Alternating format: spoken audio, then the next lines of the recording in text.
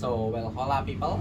Di sini kami akan melakukan podcast ya, guys ya. Apa tadi? Kita bahas apa? Persekutuan perdata. Oh iya, persekutuan perdata. Nah, sebenarnya bukan saya hostnya. Ini Mas Gozi. Mas Gozi. Sebenarnya yang hostnya itu Mas Gozi. Nah, untuk anggota-anggotanya yang kroco-kroco, ini ada Mas Fikri, Saya Fikri. Mas Andreas Oscar. Kebalik dong. Oh iya, Oscar Andreas. Iya. Terus saya sendiri Ardian Fariski. Nah, jadi untuk awalnya kita bahas gimana ya? Nah, mungkin awalnya tuh mulai. Nah, untuk awalnya itu kita bahas pengertiannya persekutuan perdata. Persekutuan perdata itu adalah bentuk kerjasama antara dua orang atau lebih berdasarkan perjanjian di mana masing-masing pihak sepakat untuk memasukkan sesuatu yang dimaksud sesuatu itu adalah modal, tenaga atau barang ke dalam persekutuan untuk mendapatkan keuntungan bersama. Dasarnya diatur dalam KUH Perdata pasal 1618 sampai 1652. Nah, di persekutuan perdata kan ada berbagai faktor, ada berbagai inti-inti di dalamnya. Nah, mungkin bisa dari ciri-cirinya, dari kalian yang ingin menjelaskan. Mungkin Mas boleh jelasin? Untuk ciri-cirinya ya, persekutuan perdata. Yang pertama itu berdasarkan perjanjian bersama. Perjanjian bersama persekutuan perdata ini dibentuk berdasarkan kesepakatan para pihak. Ya, jadi siapa Mas? Jadi kayak kalau kita mau bikin bisnis harus sesuai kesepakatan semua pihak, nggak boleh salah satu pihak gitu. Semua Yoi. pihak yang Yoi. ikut dalam bisnis itu ya. Benar-benar.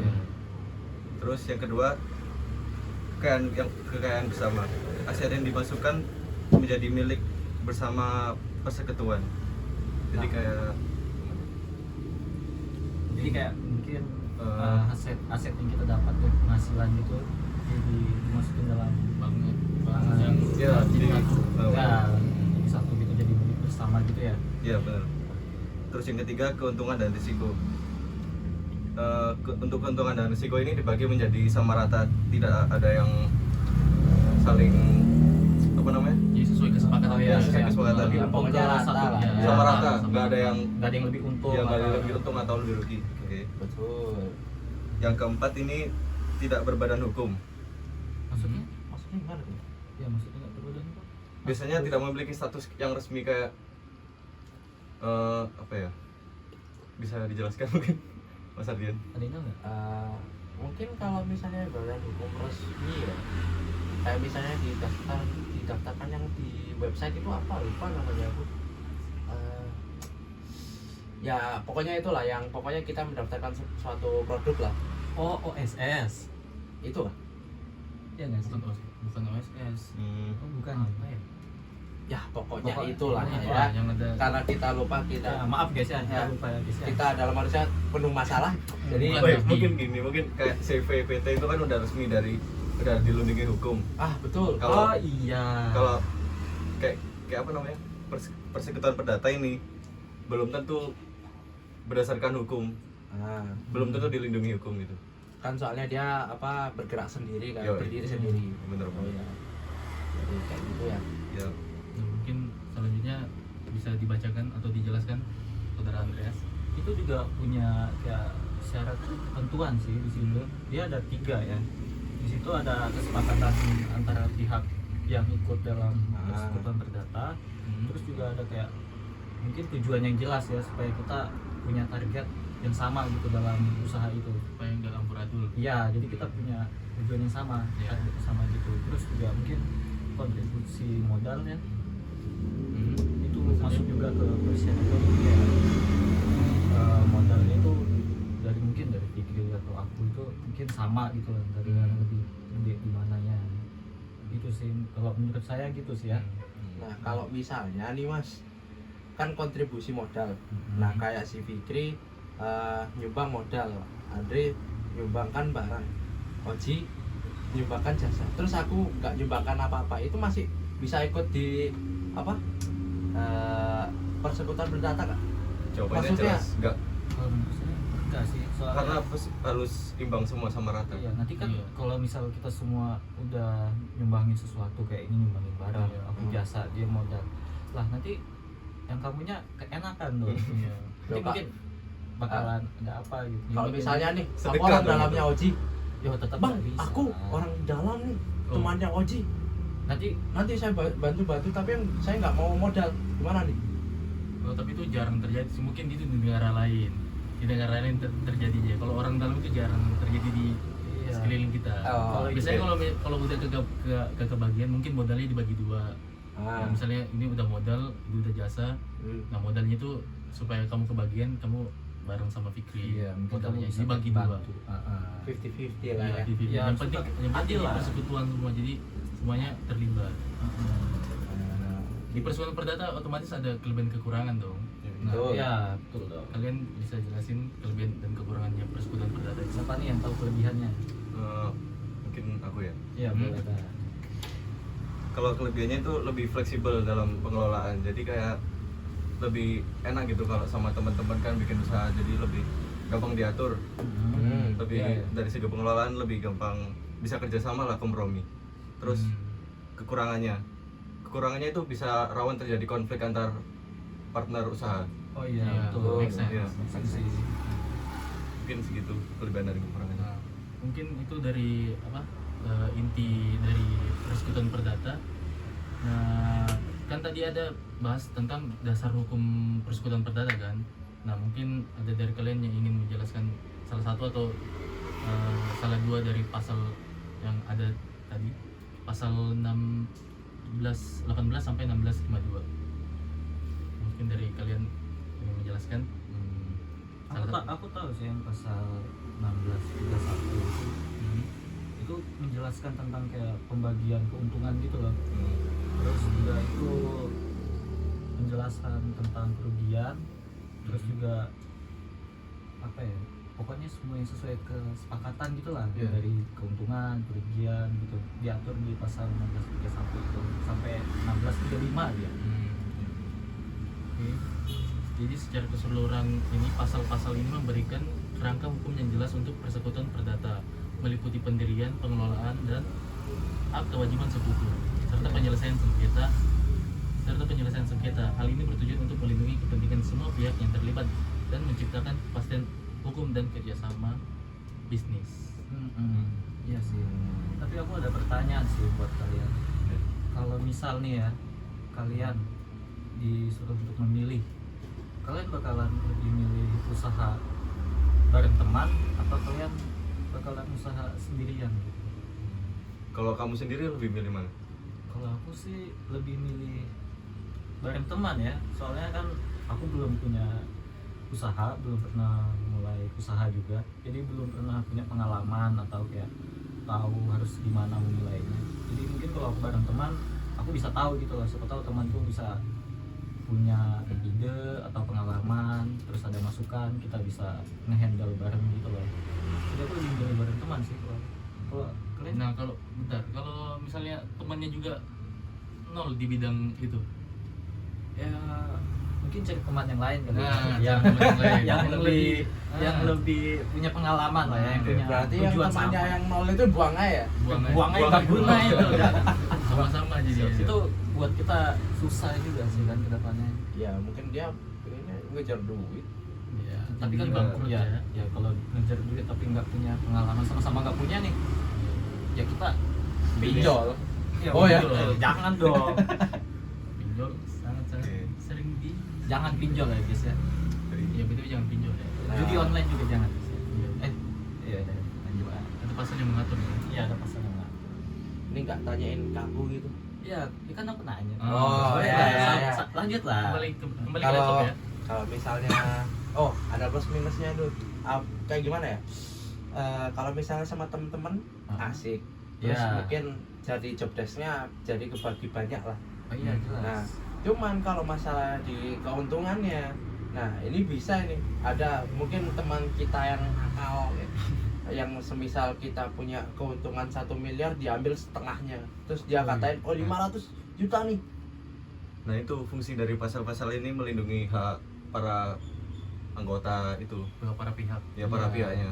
Fungsi pasal itu memang untuk melindungi kayak kasus kayak gitu. Kita harus ada keterbukaan lah, mungkin Iya. dari keuntungannya Kalau- berapa gitu-gitu. Kalau menurutku tuh Jadi nggak usah khawatir sih, udah ada hukumnya juga. sama kayak artian itu ada plus minusnya. Kalau plusnya itu kayak kalau misalnya kita sendirian, plusnya itu bisa lebih fleksibel. Nah kalau otomatis kalau ke sama orang lain itu fleksibelnya itu nggak ada, karena otomatis ada dua otak yang bisa ngatur dalam usaha ini. Jadi yang bisa ngatur satu otak doang. Jadi ngaturnya itu harus berbagi sama teman yang kita temenin buat bikin usaha ini. Jadi kayak intinya itu kalau mau bikin usaha itu tergantung dari tujuannya. Mau tujuannya mau kemana? Kalau misalnya mau cari keuntungan ya otomatis lebih enak sendiri karena fleksibel, terus plus keuntungannya itu cuma dipegang sama kita sendiri. Kalau mau cari pengalaman atau masih kosong ya udah sama teman supaya lebih aman gitu. Seminar aja kalau pengen cari pengalaman. Iya, banyak seminar benar sih ya. Seminar berbayar. Nggak salah. Ikut Kalau workshop kata-kata orang Itu nambah pengalaman. Betul. Ya. Mungkin ada pertanyaan lain? Aku ada sih, sebetulnya masih ada. Boleh nggak? Boleh. Aku mau nanya, kenapa banyak orang yang milih apa sih namanya persekutuan perdata untuk memulai suatu usaha? Jadi kalau dia mau buka usaha nih, dia lebih pilih ikut persekutuan perdata itu kenapa ya? Ada kelebihannya atau apa gitu? Jadi orang lebih banyak milih ke situ loh.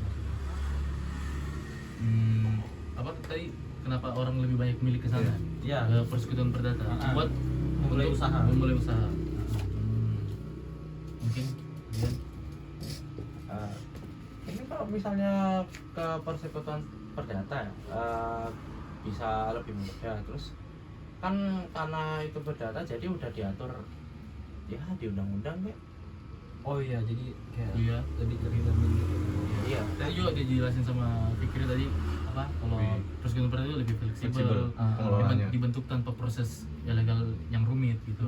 Jadi kayak semua orang kesana buat kalau bikin usaha buat persekutuan perdata karena udah diatur juga tadi kata Ardian udah diatur di undang-undang di Oh pasal. iya, jadi lebih kayak Ya, terjamin. ada ya. ada dasar hukumnya lah. Ada jaminannya. Ada jaminannya. Oh iya, betul sih. Bentar. Ini aku buat ada pertanyaan tadi tapi mana ya naruhnya ya? Wah, kayaknya seru tuh. Bentar. Bentar ya guys. Pertanyaanku mana ya? Aduh 5 jam ini. Aman nih. Aduh. Nambah durasi podcast ya. Iya. Wah, Berapa pilih ini. kita? AdSense bro. Apa nggak tahu di kalian di antara kalian aja mau jawab atau gimana? Apa bedanya persekutuan perdata dengan maaf ya guys, tadi ada technical issue jadi videonya harus ke-cut karena tadi ada problem lah. Nah, jadi diulang dulu. Mungkin bisa diulang tadi Oh, pertanyaannya iya. apa ya? Pertanyaannya itu apa bedanya persekutuan perdata dengan CV atau PT? Mungkin dari kalian jawab atau Ardian? Ya biar apa ya yang jawab. Cuman Boleh. begini, karena itu kayaknya jawabannya panjang dan pertanyaannya cukup kompleks. Oh, Nah iya. jadi ada sumber lain nih dari ini apa ini? Internet ya? Ya di internet lah ya. Iya. Apa? Gak boleh sebut AI ya guys. Oh, Gak ya, maaf. boleh, gak boleh, gak boleh. Maaf guys. Kecerdasan luar itu gak boleh. Oh iya, Ini ada anunya ya. ada. Kecerdasan Andian. Yo AI, Ardian Intelligent. Boleh Nice. lanjut, boleh Boleh, lanjut. boleh. Boleh, Jadi boleh. persekutuan perdata itu kan ada definisi badan hukum tanggung jawab pembagian keuntungan proses pembentukan contoh usaha dan TPL.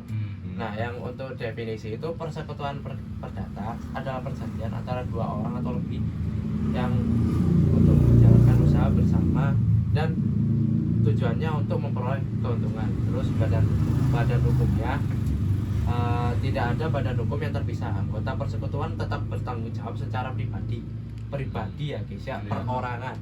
Jadi kalau misalnya ada utang atau kewajiban di usaha tersebut ya ditanggung apa masing-masing lah ya. Terus untuk tanggung jawab setiap anggota bertanggung jawab penuh. Jadi nggak ada yang minyi nggak bisa ini, wah jangan itu.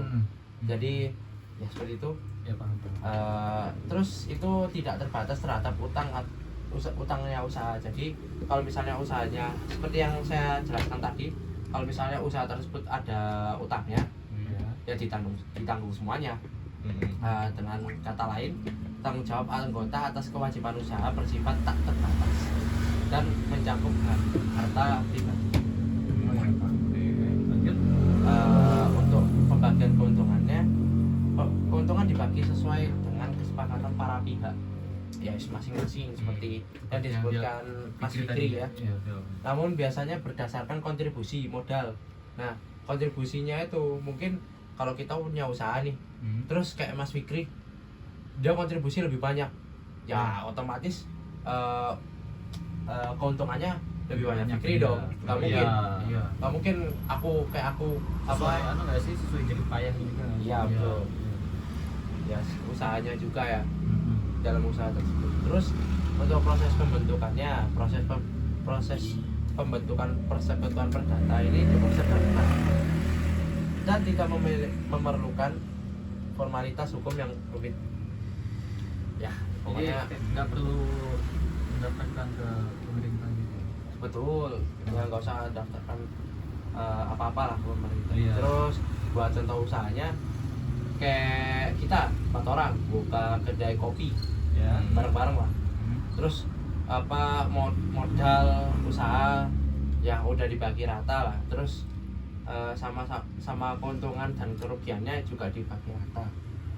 Terus nggak pakai badan hukum juga. Nah kayak gitu mungkin. Iya. Betul gak guys? Betul. Betul betul. Bisa lanjut ke yang CV apa ini? Oh iya, yang CV. Ya, yang CV itu komen. Iya, untung kita. Sorry ya guys ya. Lanjut. Bedanya sama CV apa tuh? Kalau yang CV itu definisinya persekutuan yang terdiri dari 2 jenis sekutu, yaitu sekutu komplementer yang mengelola tanggung jawab penuh atas utang. Yang kedua sekutu komanditer itu sorry ya guys ya, karena tadi ada Problem problem lagi Lagi yang dan ketiga lagi. kali ya. Jadi kalau nggak salah aku tadi ngejelasin yang bagian CV itu yang sekutu komplementer. Nah, untuk sekutu komplementer itu bertanggung jawab penuh dan tidak terbatas atas kewajiban usaha. Yang sekutu komanditer bertanggung jawab untuk sebatas modal yang mereka setorkan dan tidak terlibat dalam pengelolaan sehari-hari. Terus ya untuk pembagian keuntungannya itu dibagi sesuai dengan kesepakatan dalam perjanjian. Ya.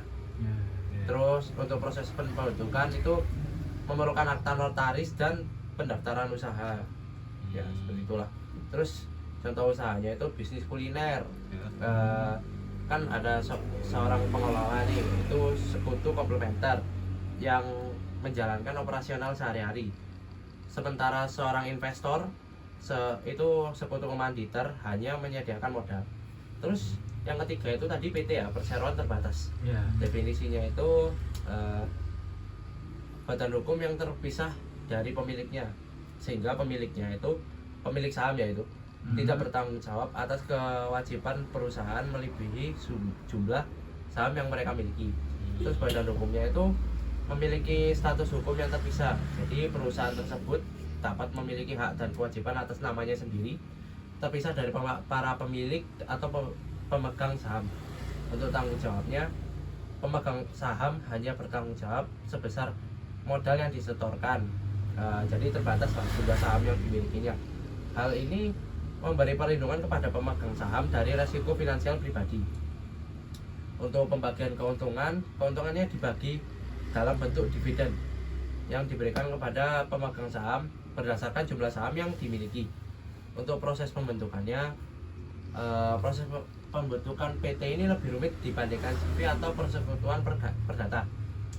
Dibutuhkan akta notaris, pengesahan dari Kementerian Hukum dan HAM, serta pendaftaran Direktorat Jenderal Administrasi Hukum Umum. Untuk contoh usahanya dari PT ini, perusahaan teknologi, perusahaannya Samsung lah, itu kan gede kan. Kan itu pasti banyak yang megang sahamnya. Nah itu pemegang sahamnya yang beroperasi di pasar internasional dan memiliki struktur manajerial yang jelas. Nah, seperti itu. Cukup kali ya. Ya mungkin cukup dari diskusi itu karena takut ada problem lagi. Betul. Karena kita sudah kurang mulai ngantuk kita ini ya. udah kecapean mungkin dan Iya. problemnya udah kebanyakan, takut ada problem lagi sebelum Iya. ini selesai semua. Jadi Takut ada topan ini habis ini. Sebetulnya Nah. banyak yang pengen kita bahas ya. Ya, banyak. banget sebetulnya. banyak sebanyak tapi ya Part Iya. 2. Iya, Ya. part 2. Betul. Ya, satu tahu kita akan ketemu di sesi Episode lain. berikutnya. Tergantung Nah. dosennya ngasih Tergantung tugas lagi. dosen. Nah. Iya betul sekali ya guys ya. Mudah-mudahan enggak sih. Tapi Betul. ya, karena Ya. ya, Kita nganggur aja. ya, jadi kita udah capek, jadi kita mau tutup. Dari kita semua ingin, dari percakapan kita kalau ada yang salah mohon dimaafkan. Marquis. Jadi sekian dari kami. Assalamualaikum warahmatullahi wabarakatuh. Waalaikumsalam. Oh salah ya. Shalom. Shalom.